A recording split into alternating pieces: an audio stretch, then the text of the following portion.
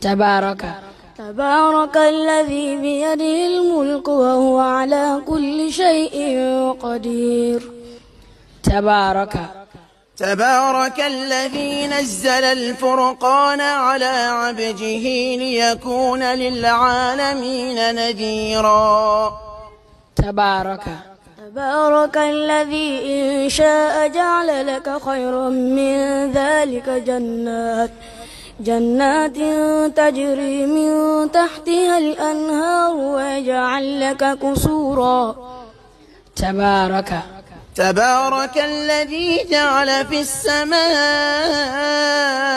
بروجا وجعل فيها سراجا وقمرا منيرا. تبارك اسم ربك ذي الجلال والإكرام. وتبارك الذي له ملك السماوات والأرض وما بينهما وعنده علم الساعة وإليه ترجعون.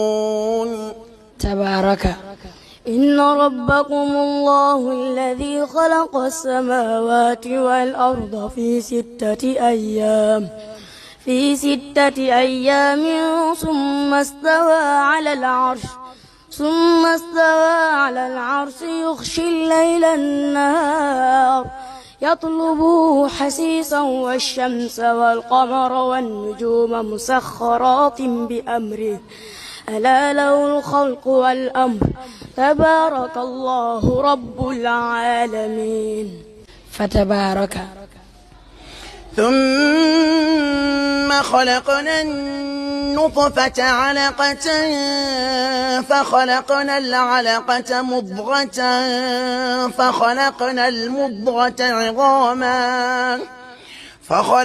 المضغة عظاما فكسونا العظام لحما ثم أنشأناه خلقا آخر فتبارك الله أحسن الخالقين.